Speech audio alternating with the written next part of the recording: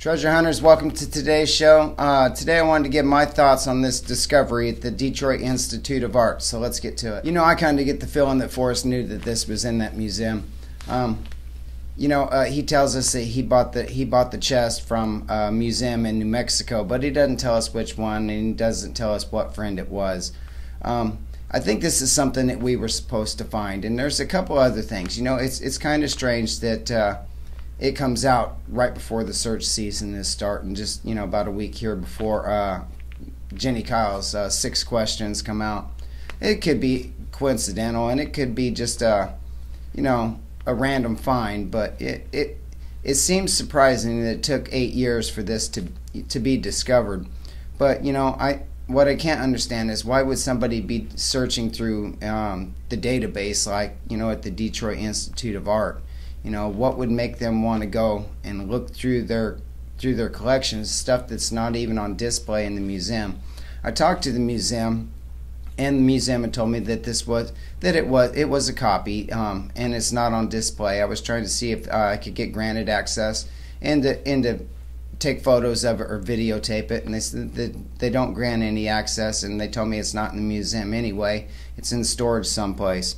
What I am curious about is what the value of a copy is. You know, I ended up writing them, and I asked them a few more questions about it.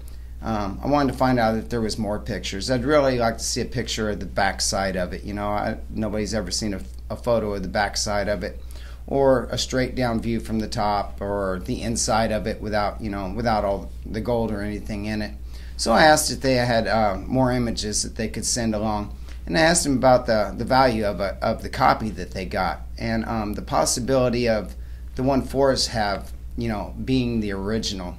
You know, it's possible the one Forrest got that he hid as a copy also, but you know, you'll never know until it's found. What I would be surprised was, you know, if they write me back and they say, oh well, this copy is worth like $80,000. Well, that would make me think, you know, the one Forrest hid, if his was the original or if his was a copy, you know, that's a lot more than what he said. He said he paid $25,000 for it, but he also talks about the one thing, you know. So what if it was worth a lot more than, you know, if I do hear back from him and they say, you know, this is worth a huge sum, and Forrest possibly having the original, could that be the one item that Forrest is talking about that's meant just for the finder, the chest itself, not the contents of the chest? So you guys may remember back on August 12th of 2014, on Mysterious Writings, there was a post on there where Forrest said you need to look at the big picture.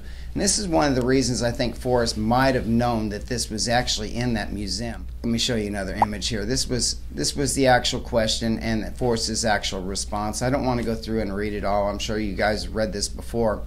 But I do find it peculiar, as I was browsing through the Detroit Institute of Art website, that as I was browsing through, that I found out that they have a big picture show. You know, Forrest says, look at the big picture. Now, is it not odd that an exact replica of the chest that Forrest hid is located in a museum, and they also have an exhibit called the Big Picture? I kind of thought that was odd. Well, anyway, they give tours on this Big Picture. It's a big picture tour. It's every Friday at 6, I believe, is what it was.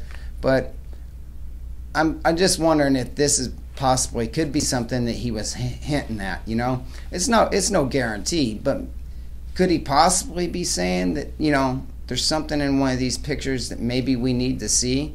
You know, that's just something I was thinking about as I was browsing through their webpage. You know, Forrest said a few times that we need to look at the big picture. He's said it on the radio, and he said it on Mysterious Writings, but he also said it in Scrapbook 182. It was down towards the very end of the scrapbook. Says he talks about the big picture also. So it's kind of a strange comment that keeps coming up, and I don't know. Perhaps maybe this is something that we were supposed to find, and it's just taken this long to find it. It's no telling until the actual treasure hunt is solved. So anyway, guys, I just wanted to share some of my thoughts. I kind of waited till everybody else put their videos out, but the big picture thing is what really made me want to kind of go ahead and put another video out, you know, regarding this.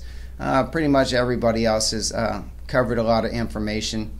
If I do hear back from the Detroit Institute of Art on the list of questions and stuff that I had asked them, I'll make another video and I'll update you guys on everything that, I sent them a pretty good list of questions too. So, and I asked for more photos. So if I do end up hearing back from them, I'll make another video and I'll update everybody, especially if I can get more photos. I'd like to see some different angles of the chest, and I'd like to see one from the back side of it too, and actually see what's on the back of the chest. But I want to thank everybody for watching today. I'm Rick McDonald. You know me as Illinois Ghost. If you have any comments on this, comment down below. Let me know what some of your thoughts are on what my thoughts were. But anyway, guys, I'll catch you in the next video. Please don't forget to like and subscribe, and I'll see you next time. Thanks for watching.